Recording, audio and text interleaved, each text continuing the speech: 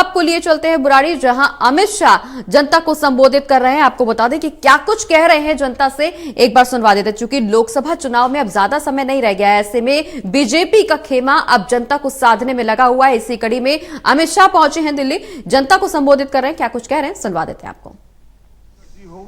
चाहे बाला साहब आप्टे जी हो, चाहे डिडोलकर जी हो, मैं गुजरात से आता हूं, नारायण राव भंडारी और प्रोफेसर राजगुरु हम कभी नहीं भूल सकते। इन लोगों ने, हमारे वरिष्ठों ने विद्यार्थी परिषद को अपने लक्ष्यों के साथ जोड़ते हुए सातत्यपूर्ण 75 साल का प्रवास पूर्ण करने का श्रेय ये मनीषियों और तपस्वियों को जाता है।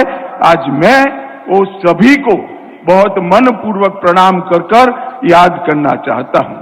मित्रों, आज मैं जब यहां आया हूं तब 49 से लेकर 2023 तक की यात्रा देश के विकास के साथ साथ जुड़ी। ढेर सारी चीजों में विद्यार्थी परिषद ने स्व जोड़ने का संघर्ष किया है।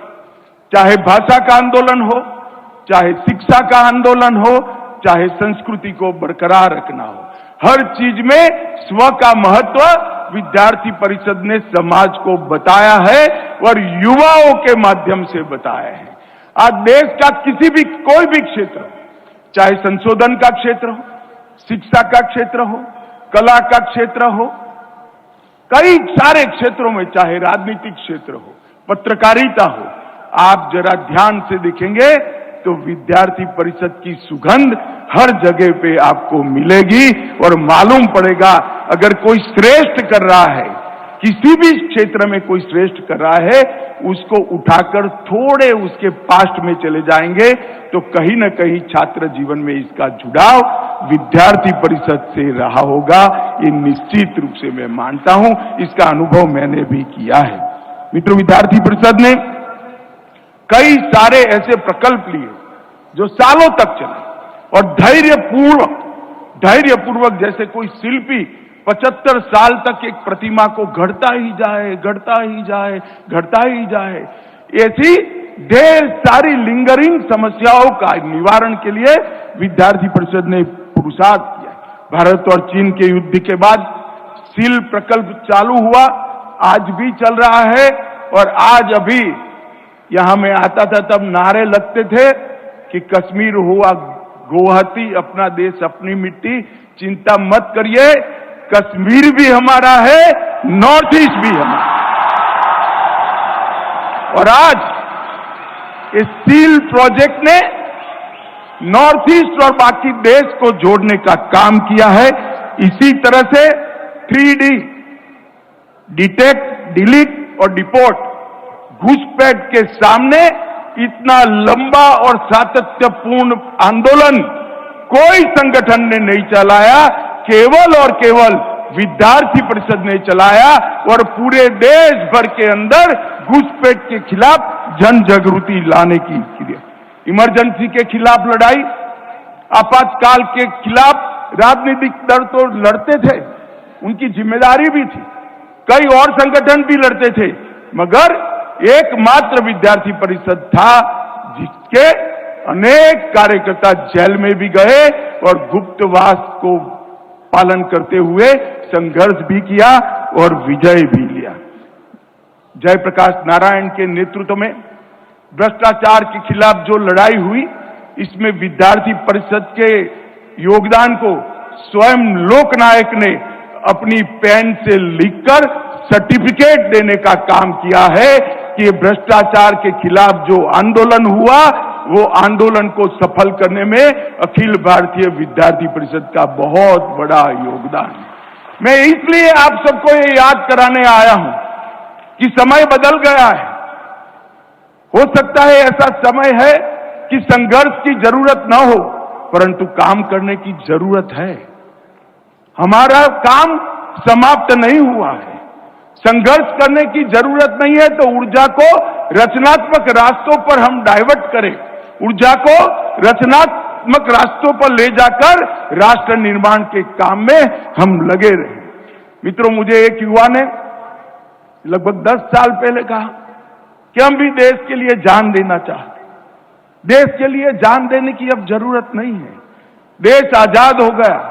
आजादी के वक्त जो आंदोलन चलता था, उनका सौभाग्य था, उनके पास मौका था देश के लिए जान देने का। देश के लिए जान देने की अब जरूरत नहीं है, मगर देश के लिए जीने की जरूरत है। देश के लिए जीते हुए हमें कोई नहीं है।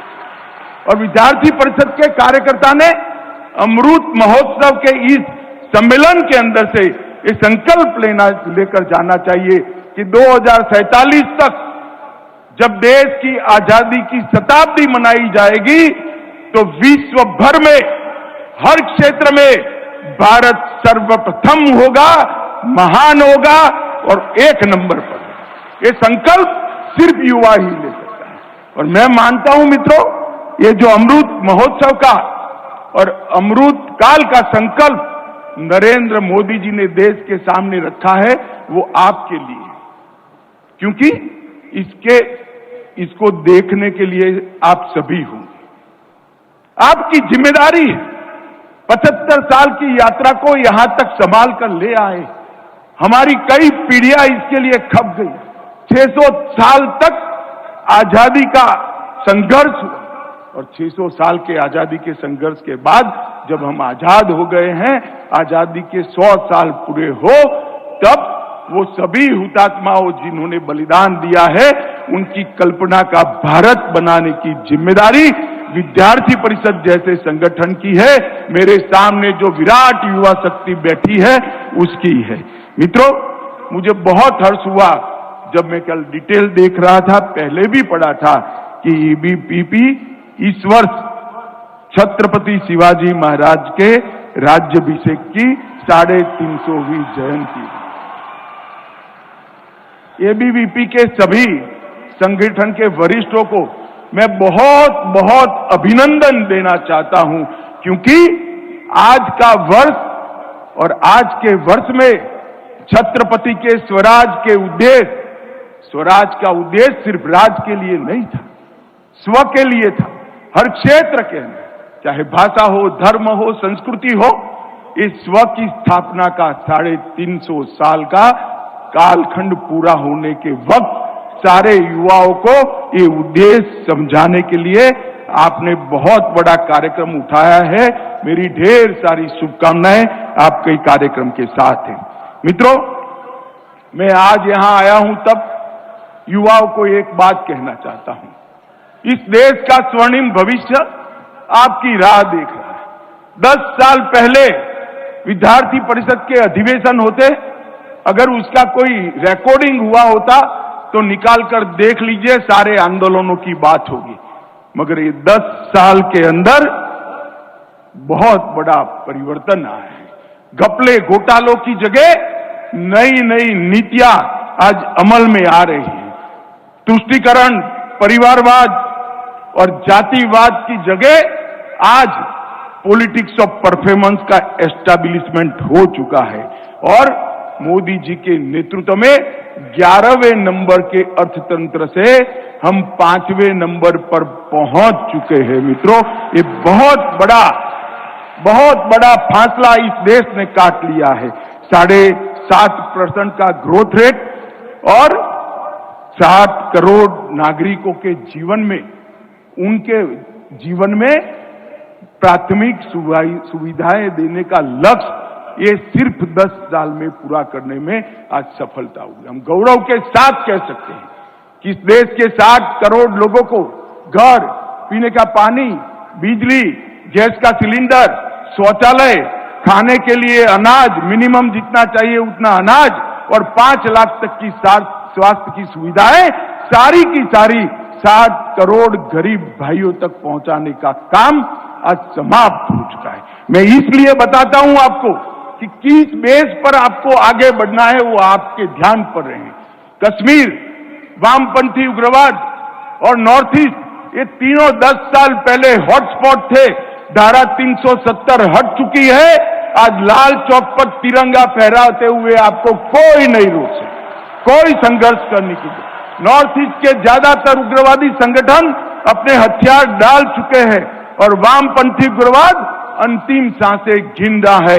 तीनों हॉटस्पॉट में हिंसा में करीब करीब 70% की कटौती करने का काम आज नरेंद्र मोदी सरकार ने किया है।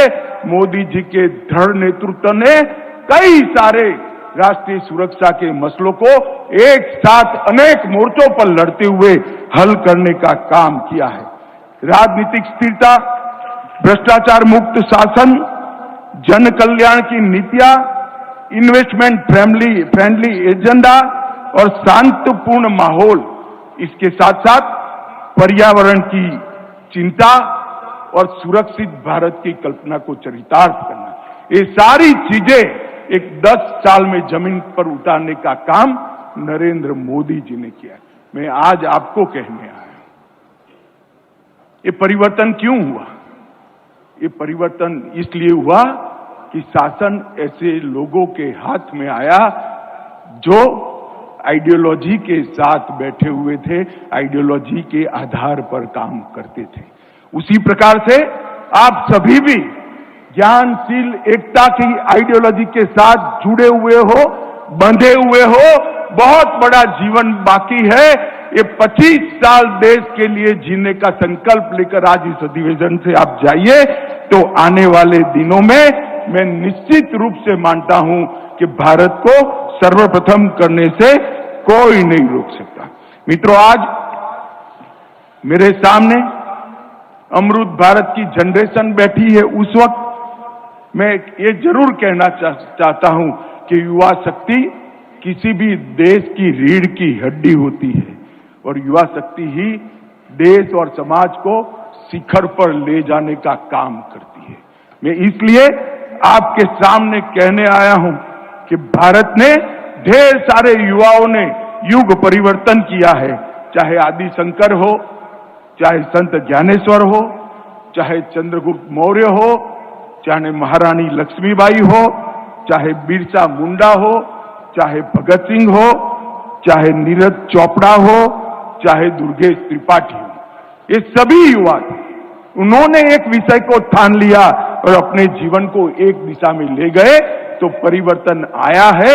आपको तो रास्ता तराशने की भी जरूरत नहीं है। 75 साल में विद्यार्थी परिषद की पीढ़ियों ने ज्ञानशील एकता का रास्ता बनाकर रखा है। वो रास्ते पर आपको चलना है, सिर्फ आपको संकल्प लेने की जरूरत है। मैं आज आपको कहने आया हूं, मित्रों, भारत का समय आ गया है। भारत का समय आ गया है और हर समस्या के समाधान के लिए आज विश्व भारत की ओर आशा के साथ देख रहा है। और मैं मानता हूं कि मेरे सामने बैठे हुए युवाओं की जिम्मेदारी है कि भारत का समय जो आया है, जो परिवर्तन हुआ है, वो परिवर्तन को सातत्यपूर्ण बनाते हुए हमारी कल्पना के भारत की रचना करने की जिम्मेदारी आपकी है। आज के दिन की मैं बात करूं तो मोदी सरकार ने युवाओं के लिए ढेर सारे नए सेक्टर खोलने का काम किया है, चाहे डिजिटल क्रांति हो, स्टार्टअप क्रांति हो, इनोवेशन को प्रायोरिटी देनी हो, स्पेस सेक्टर के अंदर पॉलिसी बनाकर अनंत संभावनाओं को आगे बढ़ाना हो, सिक्योरिटी सेक्टर के अंदर डिफेंस के मैन्युफैक्चरिंग को आत्मनिर्भर बनने की बात हो, ड्रोन का सेक्टर हो, गेम्स एनिमेशन का सेक्टर हो, हर क्षेत्र में रिफॉर्म्स कर युवाओं के लिए ढेर सारी संभावनाएं खुली है। और सिर्फ संभावनाएं नहीं खुली, इसके साथ साथ स्किलिंग और शिक्षा व्यवस्था में परिवर्तन से युवाओं को वैश्विक मंच पर विश्व के युवाओं के साथ स्पर्धा कर पाए, इस प्रकार की प्रेरणा और व्यवस्था करने का काम भी भारत सरकार ने किया है। मैं मानता हूं कि इस सब के लिए आपने स्टडी कर अपना रास्ता तराशना है। मित्रों, आज देखें तो डिजिटल लेन देन में भारत नंबर 1 है, एलईडी बल्ब में भारत नंबर 1 है, सबसे बड़ा स्वच्छता कार्यक्रम भारत ने चलाया है, दुनिया में कोरोना के सबसे ज्यादा टीके भारत ने लगाए हैं, दलहन, दूध, जूट और रेलवे इंजन के उत्पादन में भारत नंबर 1 है। मोबाइल, सीमेंट, स्टील, कॉटन, चाय में दूसरे नंबर है, और स्टार्टअप इकोनॉमी जो आपको सीधा स्पर्श करती है, स्टार्टअप के क्षेत्र में और मोटर व्हीकल में हम तीसरे नंबर है, बहुत जल्द ही दूसरे नंबर पर पहुंच जाएंगे। मैं आज ये आपको इसलिए बताने आया हूं कि इस नींव पर आपको आगे 25 साल काम करना है, और इस सारी संभावनाओं को आप एक्सप्लोर कर पाए, इसलिए उच्च शिक्षा के क्षेत्र में 14 के अनुपात में ढेर सारे परिवर्तन किए गए। केंद्रीय विश्वविद्यालय नए 6 बने, IIT 7 नए बने, IIM 7 नए बने, ट्रिपल IT 16 बने, 15 एम्स बने, 273 मेडिकल कॉलेज बनी। कुल नए इस 9 साल के अंदर 390 विश्वविद्यालय नए बनाने का काम नरेंद्र मोदी सरकार ने किया है, और 7000 कॉलेज बनाने का काम किया है। मित्रों, युवाओं के लिए ढेर सारे अवसर और उपलब्धियां उपलब्ध कराने का काम नरेंद्र मोदी सरकार ने किया है। मित्रों, मैं आज आपको कुछ आंकड़े आपके जानकारी के लिए, आप जानकार हो गए ही हो गए, क्योंकि मैं तो अब 60 का हो गया, आप तो अभी युवा हो, तो सारी जानकारी आप सबके साथ होगी। परंतु मैं जरूर बताना चाहूंगा कि स्टार्टअप 2016-17 में 724 स्टार्टअप थे, 724, और आज 2 लाख से ज्यादा स्टार्टअप भारत के युवाओं ने बनाकर विश्व के स्टार्टअप जगत के अंदर अपना पैर जमाया है। और उसमें यूनिकॉर्न स्टार्टअप 2014 में केवल 4 थे, केवल 4, और आज 111 यूनिकॉर्न स्टार्टअप भारत के नाम पर रजिस्टर हुए हैं। ये पूरा का पूरा काम भारत की युवा शक्ति ने किया है। और मित्रों, इसमें से 45% स्टार्टअप ये टीयर 2 और टीयर 3 शहरों में, ऐसा नहीं है कि बड़े शहरों में ही ये काम हुआ है। मित्रों, ढेर सारी पॉलिसियों को मेक इन इंडिया के माध्यम से मोदी जी ने यहां पर उतारा है। भारत सरकार ने आज विश्व का उत्पादन के लिए सबसे ज्यादा आकर्षण वाला देश आज दुनिया के अंदर है तो भारत है, इसका काम किया है। और इसको एक्सप्लोर करने के लिए PLI योजनाएं अनेक क्षेत्र के अंदर आई हैं, और हमारे युवाओं ने रिसर्च के अंदर भी पेटेंट रजिस्टर करने में भी कई सारे रिकॉर्ड तोड़े हैं। 2013-14 में सालाना सिर्फ 3000 पेटेंट के आवेदन आते थे, और आज सालाना वो 3000 से बढ़कर 1.5 लाख पेटेंट रजिस्ट्रेशन की एप्लीकेशन भारत का युवा कर रहा है। और 2013-14 में सिर्फ 211 पेटेंट ग्रांट किए गए थे, और इस साल 24,000 पेटेंट ग्रांट करने का काम आज भारत के युवाओं ने प्राप्त करने का काम किया है। कई प्रकार की नीतियां भी बनी हैं, digital India, Khelo India, nation green hydrogen, nation mission for green India, drone policy, Dhruv, national space policy, प्रारंभ, ये सारी पॉलिसियों में आपके लिए अपार और अनंत संभावनाएं पड़ी हैं। मित्रों, उच्च शिक्षा के क्षेत्र में जो बदलाव हुआ है, इसका आप जरूर उपयोग करोगे, उसमें मुझे कोई शंका नहीं है। परंतु मैं आपको ये कहना चाहता हूं, आप आपकी व्यक्तिगत कैरियर जहां पर भी काम करते हैं, सबसे ऊंचाई तक ले जाइए, मुझे कोई आपत्ति नहीं है, जानी ही चाहिए। भारत के हर युवा की व्यक्तिगत कैरियर सबसे ऊपर होनी चाहिए, और इसकी तंदुरुस्त स्पर्धा भी होनी चाहिए। परंतु इसके साथ साथ आपका दायित्व देश के निर्माण के प्रति है।